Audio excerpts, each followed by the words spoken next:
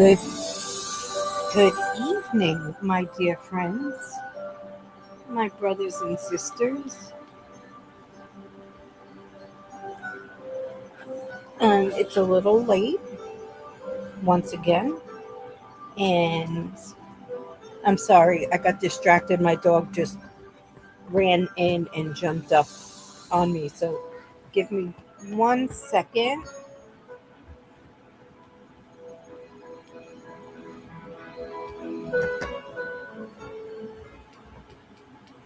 Okay, so today is the 18th of the month, and without any further dilly dallying, I will read Proverbs 18.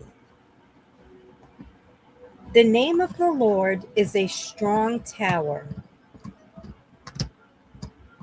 A man who isolates himself seeks his own desire. He rages against all wise judgment.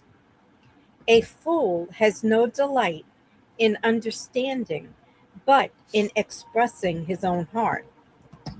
When the wicked comes, contempt comes also, and with dishonor comes reproach. The words of a man's mouth are deep waters. The wellspring of wisdom is a flowing brook.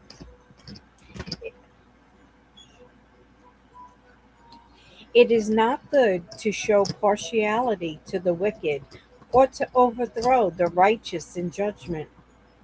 A fool's lips enter into connection, and his mouth calls for blows. A fool's mouth is his destruction, and his lips are the snare of his soul. The words of a talebearer are like tasty trifles, and they go down into the inmost body. He who is slothful in his work is a brother to him who is a great destroyer. The name of the Lord is a strong tower.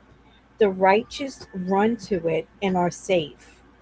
The rich man's wealth is his strong city, and like a high wall in his own esteem. Before destruction, the heart of a man is haughty, and before honor is humility. He who answers a matter before he hears it, it is folly and shame to him. The spirit of a man will sustain him in sickness, but who can bear a broken spirit? The heart of the prudent acquires knowledge, and the ear of the wise seeks knowledge. A man's gift makes room for him and brings him before great men. The first one to plead his cause seems right until his neighbor comes and examines him. Casting lots causes contentions to cease and keeps the mighty apart. A brother offended is harder to win than a strong city, and contentions are like the bars of a castle. A man's stomach shall be satisfied from the fruit of his mouth, from the produce of his lips he shall be filled. Death and life are in the power of the tongue, and those who love it will eat its fruit. He who finds a wife finds a good thing and obtains favor from the Lord. The poor man uses entreaties, but the rich answer roughly. A man who has friends must himself be friendly, but there is a friend who sticks closer than a brother. And some of us are blessed to really have true friends like that will stick with you no matter what. They will they will tell you when they think you're wrong. They won't just agree with everything you say because they have your best interest at heart. And if you are blessed enough to find a friend like that, be sure to never let them go. Here we will read, how can I apply Proverbs 18 to my life? Proverbs 18 is a masterclass in relationships, communication, and emotional intelligence. Applying its timeless wisdom to your daily life comes down to four core practices. Watch your words. Death and life are in the power of the tongue, which we just read in verse 21. Apply it. Pause before speaking and ask yourself if your words bring encouragement or tear others down. Focus on healing, constructive communication, rather than gossip or sarcasm. The next one, listen before you speak. He who gives an answer before he hears, it is folly and a shame to him, which is in verse 13. Apply it. Actively listen to others completely instead of planning your rebuttal while they are still talking. And that happens more times than not.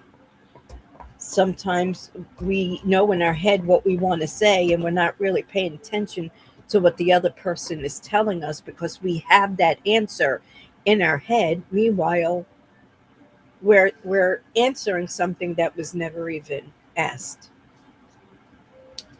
The third one, avoid isolation. A man who isolates himself seeks his own desire. He rages against all wise judgment, which was in verse 1. How to apply it? Stay connected with a trusted community, family, or faith group. Welcome accountability instead of retreating into your own echo chamber when life gets tough.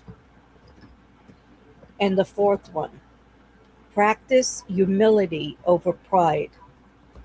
Before destruction, the heart of a man is haughty, and humility goes before honor, which was verse 12. Apply it. Admit when you are wrong and be willing to apologize. Valuing healthy relationships over the need to always be right will earn you lasting respect. I love this one. I probably say that almost on all of them, but this has a lot to do with communication and respect. Like nowadays everybody has their phones, and you could be standing in a group of people and there's always that one person that's just constantly scrolling through their phone and only half really listening to what you're saying. The best respect to give to someone is to actually actively listen, hear what they're saying, listen to the way they're speaking. Sometimes this sounds weird, but sometimes the things that we say are in the unsaid words. And if you're really paying attention to that other person, you notice the words that weren't said as much as the words that were said. So be gentle with your friends and give those the respect and love that they deserve. So have a beautiful and blessed evening, and I will be back with Proverbs 19. God bless you.